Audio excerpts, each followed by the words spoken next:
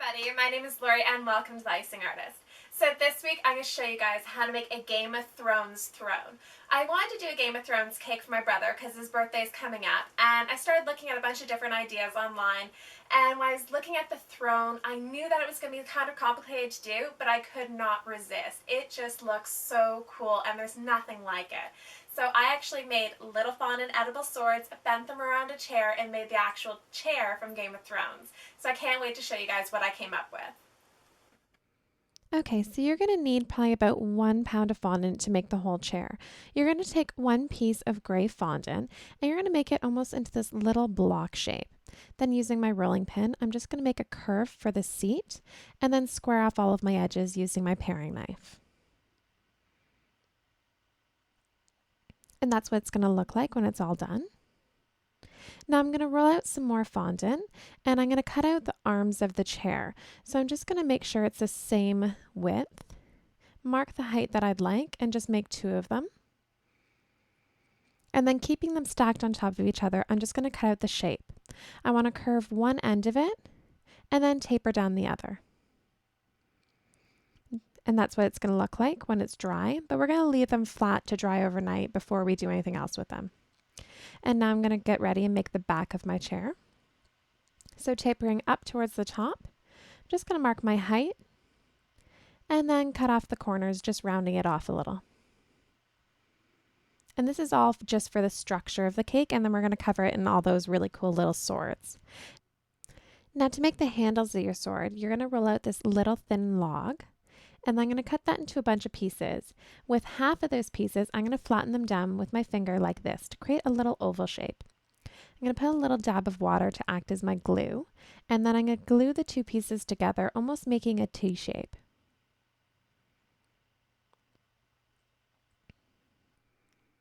And using a round object, I'm just going to flatten off this one end. Now I'm going to create some little balls for the handle. And then I'm going to flatten them with my fingers, again to make like little discs. I'm going to create different designs in them. So I'm just using a piping tip and just adding a little bit different design and character into each handle so all the swords look a little bit different. Making little crosses and little circles and little indents, and I'm going to make them all different so that it looks like the whole chair is made up of a variety of different kinds of cool swords.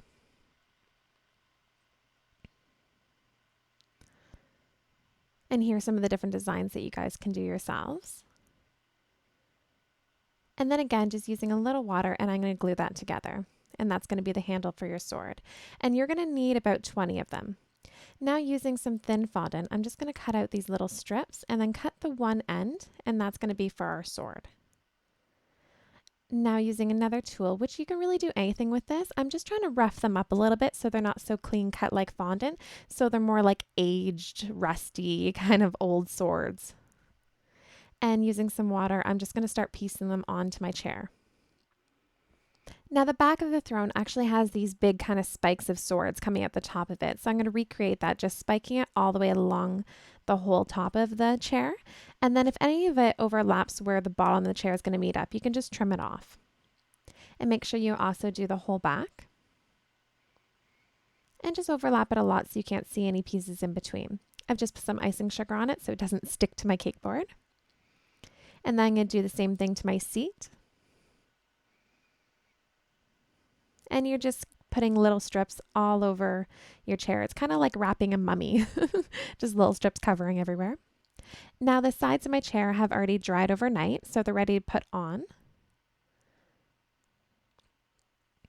And then I'm going to add some more spikes to the top of my chair. And then I'm going to add all of my sword handles. And again, you're just using some water, and that's going to act as your adhesive to adhere all of the different fondant pieces together. And then I'm going to add some more strips where I put the handles on so it looks like the handles are going into a sword and not just randomly floating on the chair. And then continue with more sword pieces on the sides of the chair. Lots of little strips of fondant everywhere. And more sword handles. And now I'm just going to put some water on both pieces. And I'm ready to stick the back of my chair on.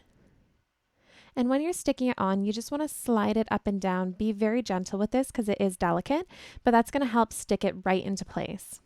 And then you can use a jar to help hold the weight of it and just let that dry overnight. Once it's dry, we're ready to dust it. So I'm using a silver highlighter and a gold highlighter. I'm just going to mix those up a little bit so it almost looks like my silver almost has a little bit of patina to it, so it looks a little bit aged. And I'm just going to dust my entire throne. And now it really starts to shine. Again, just be really delicate when you go over those spikes because you don't want to break any off.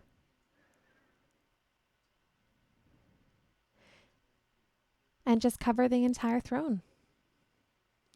And then just using the gold dust alone, I just put a little bit extra on the handles just to make them stand out a little.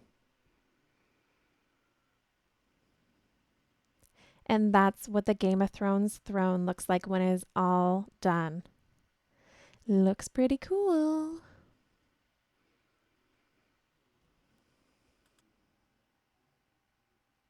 Well, I'm pretty happy with the whole way that this cake topper turned out. I love the little handles and the little swords all over the place bent around it. I think it's really cool. It's an awesome throne to begin with, but the fact that this is all 100% edible, that's pretty sweet. And I did actually make a template for you guys. So if you go to the icingartist.com, there's a printable template there for you. It's completely free, and you guys can cut out all of these pieces so you can make the throne for yourself at home. Thank you guys so much for watching. I really appreciate it. And if you're new to my channel, don't forget to subscribe. I got lots of videos going on. Thank you guys again so much for watching, and take it easy. Click here if you'd like to see the recipe for my buttercream icing.